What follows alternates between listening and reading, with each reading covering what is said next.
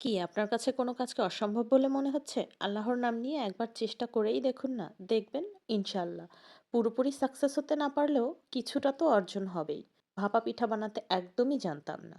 কখনো ট্রাই করিনি কিভাবে হয় না হয়, কিভাবে বানায়। শুধু YouTube, Facebook এগুলো ঘেঁটে ঘেঁটেই আমি দেখেছি, কখনোই বানানোর ট্রাই করিনি। তো বাসায় চিন্তা করলাম একবার ট্রাই করতে ক্ষতি কি?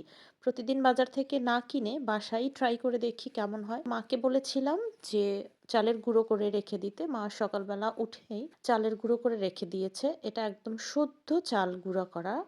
তো কি করলাম, চালের গুঁড়া নিয়ে সেটাতে আবার অল্প পানি দিয়েছিলাম। শুকনো গুঁড়োটাতে একটু বেশি পানির দরকার হয়, আর সদ্য চালের গুঁড়োটাতে একটু ভেজা থাকে, ওটাতে একটু কম পানি দিলেই হয়। গুঁড়ো অবস্থায় লবণ দিয়ে তার ভিতরে হালকা একটু পানি দিয়ে ওটাকে আবার চেলে নিয়েছিলাম। তো চালার সময় একটা জিনিস খেয়াল রাখতে হবে যাতে চালনের ছিদ্রটা একটু বড় হয়। যদি কেউ চেলে নেন, আর যদি না চেলে নেন তাহলেও হবে।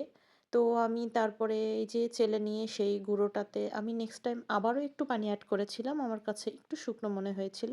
তারপরে ১ম পিঠাটা আমি বানাচ্ছিলাম। আমার যদিও একটু হাত কাঁপছিল, মনে হচ্ছিল হবে কি হবে না, পিঠা জমাট বাঁধবে কিনা, আদৌ ফুলবে কিনা, আরও কত শত ১ম বানালে যা হয় আরকি। এভাবে করতে করতে মায়ের সাথে গল্প করতে করতে আমি ১ম পিঠাটা বানিয়ে ফেলেছি। পিঠাটা জড়ানো হবে যে সাদা সুতির সফট কাপড়টা দিয়ে, সেই কাপড় খুঁজতে গিয়ে তো মহা মুশকিলে পড়ে গিয়েছি। মা বলেছে যে সে কাপড় রেডি করে রেখেছে আগেই, বাট ওটা খুঁজে পাচ্ছিলাম না।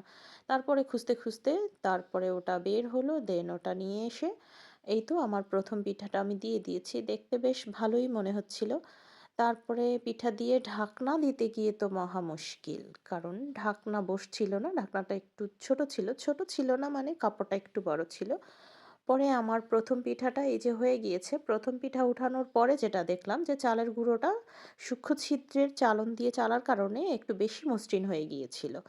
তো তারপরে বুঝলাম যে আসলে চালের গুঁড়োর দানাটা একটু বড় হলে পিঠাটা আরেকটু ফ্লাফি হয়। মা কিন্তু আমাকে আগেই বলেছিল যে চালের গুঁড়োটা চালন দিয়ে চালার দরকার নেই, কারণ চালনের ছিদ্রটা অনেক সূক্ষ্ম। আমি নিজে একটু বেশি পণ্ডিতি করতে গিয়েছিলাম, বেশি বুঝলে যা হয় আর কি। মাঝে মধ্যে একটু ভুল করতে হয় বলেন, না হলে শিখবো কি করে।